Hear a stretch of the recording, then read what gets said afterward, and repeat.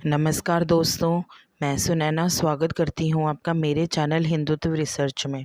सनातन धर्म से जुड़ी वीडियोस पाने के लिए मेरे चैनल को सब्सक्राइब करें और नीचे दिए गए बेल आइकन को भी ज़रूर दबा दें। तो दोस्तों, आज मैं आपको बताऊंगी कि द्वापर युग की 5 भविष्यवाणियाँ जो कलयुग में सत्य हो रही हैं, वो कौन कौन सी हैं। जैसे कि दोस्तों, आपको पता है कि हिंदू शास्त्रों और पुराणों में 4 युगों के बारे में बताया गया है, जो कि है सतयुग, त्रेता युग, द्वापर युग और कलयुग। इन चारों युगों में से 3 युग बीत चुके हैं और अब जो चल रहा है वो है कलयुग। दोस्तों, कलयुग में बीते युगों से ज़्यादा अधर्मी होंगे। हर एक युग में भगवान मानव जाति का कल्याण करने के लिए किसी न किसी रूप में अवतारित होते हैं। सतयुग में भगवान नरसिंह रूप में, त्रेता युग में भगवान श्री राम जी के रूप में और द्वापर युग में भगवान श्री कृष्ण जी के रूप में अवतारित होकर धरती से सभी पापियों और अधर्मियों को खत्म कर धर्म के मार्ग पर चलने का ज्ञान प्राप्त देकर गए। इसी तरह कलयुग के अंत में सभी भगवान के अवतारित होने का वर्णन भगवान श्री कृष्ण जी ने किया है। दोस्तों, कलयुग को शास्त्रों में सबसे श्रापित युग बताया गया है। ऐसा माना जाता है कि जैसे जैसे कलयुग अपने चरम पर पहुंचेगा, वैसे वैसे धरती से धर्म का नाश होने लगेगा और कलयुग के अंत में भगवान विष्णु अवतार लेकर, जो कि कल्कि अवतार के रूप में आएंगे, पापियों का नाश करके धरती पर एक बार फिर से सतयुग लाएंगे। दोस्तों, द्वापर युग में भगवान श्री कृष्ण ने कलयुग की कड़वी सच्चाई बताई थी, तो आज मैं आपको उसके बारे में बता रही हूँ। दोस्तों, महाभारत में सब कुछ कलयुग में जो होगा वो बताया गया है।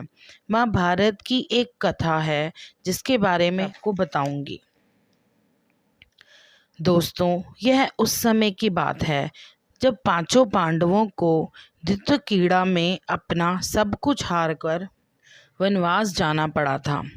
जब 5 पांडव वनवास जाने वाले थे, उन्होंने श्री कृष्ण जी से कहा, हे वासुदेव, दंतकीड़ा में सब कुछ हारकर हम 5 भाई द्रौपदी सहित वन में जा रहे हैं, लेकिन हम सभी के मन में एक सवाल उठ रहा है, क्या आप उसे हल कर सकते हैं।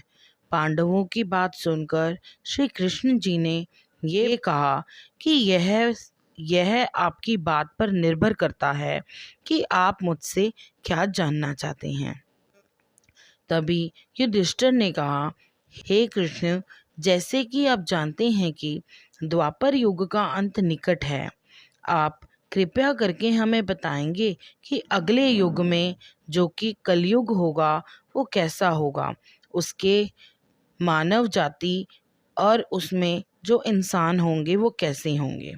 तब श्री कृष्ण बोले, हे धर्मराज, मैं इस प्रश्न का उत्तर आपको तुरंत नहीं दे सकता। इसका जवाब जानने के लिए आप 5 पांडवों को मेरे कहे अनुसार एक कार्य करना होगा।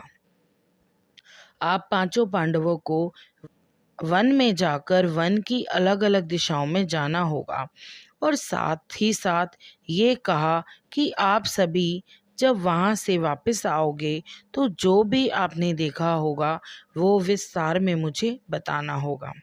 तब श्री कृष्ण जी की बात सुनकर 5 पांडव वन की अलग अलग दिशाओं में चले गए और वन में जाकर 5 भाइयों ने जो देखा तो वो देखकर वह एकदम हैरान हो गए।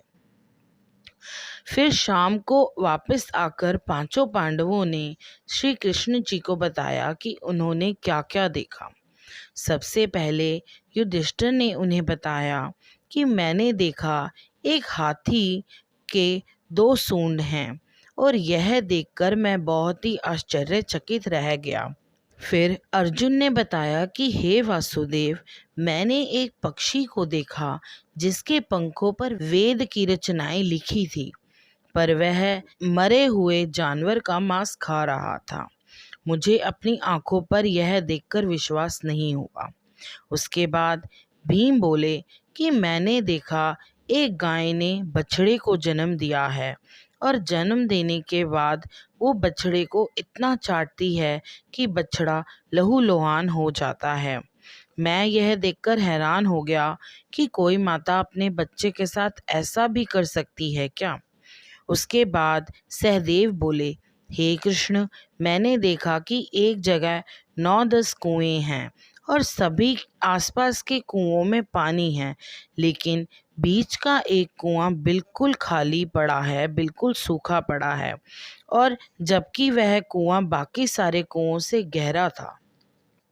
उसके बाद नकुल ने कहा, हे कृष्ण, जब मैं वन में भ्रमण कर रहा था तो मैंने देखा कि एक पहाड़ के ऊपर से एक बड़ा सा पत्थर लुढ़क कर आ रहा है और उसके रास्ते में आने वाले बड़े से बड़े वृक्ष को गिरा रहा है, और कितने ही वृक्षों को नीचे गिराते हुए वो आगे बढ़ता जा रहा है और कोई भी वृक्ष उसे रोक नहीं पा रहा। अंत में एक छोटे से पौधे का स्पर्श होते ही वह स्थिर हो गया। तब उन्होंने कहा, वन में हम पांचों भाइयों ने जो देखा, श्री कृष्ण, हमने आपको बता दिया है, अब आप हमें इसका अर्थ बताइए। तब श्री कृष्ण ने युधिष्ठिर से कहा, जैसे कि आपने देखा कि हाथी के 2 सूंड थे, इसी प्रकार कलयुग के लोगों में दिखेगा कुछ और होगा कुछ और। कलयुग में ऐसे लोग होंगे जो कहेंगे कुछ और करेंगे कुछ और। फिर अर्जुन से श्री कृष्ण ने कहा कि जैसे तुमने देखा कि एक पक्षी के पंख पर वेद की रचनाएं लिखी हैं, फिर भी वह किसी जानवर का मांस खा रहा है, इसी प्रकार इसका अर्थ ये है कि कलयुग में ऐसे ज्ञानी होंगे जिनको बहुत ज्ञान होगा, जो बहुत बड़े ज्ञानी होंगे, लेकिन उनका आचरण राक्षसी होगा। वैसे वो कलयुग में बहुत ही ज्ञानी और विद्वान कहलाएंगे, लेकिन उनके मन में यही चलेगा कि लोग कब मरें और उनकी सारी संपत्ति कब हड़पें। श्री कृष्ण जी ने बोला, जैसे कि आपने देखा कि एक गाय अपने बच्चे को चाट चाट कर लहूलुहान कर देती है, इसी प्रकार कलयुग में माँ अपने बच्चों का इतना प्रेम करेगी और इतनी ममता बरसाएगी कि बच्चों को अपना विकास करने का मौका ही नहीं मिलेगा, और इसी तरह बच्चे बिगड़ जाएंगे और जिंदगी में विकास नहीं कर पाएंगे। वो मोह माया में पड़कर बर्बाद हो जाएंगे।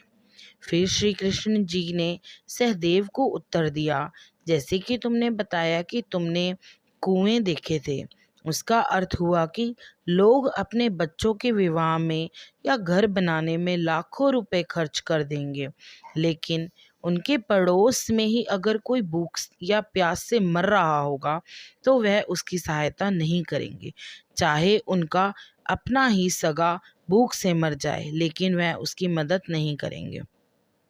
श्री कृष्ण ने कहा कि कलयुग में अन्न के भंडार तो होंगे, लेकिन लोग फिर भी भूख से मरेंगे।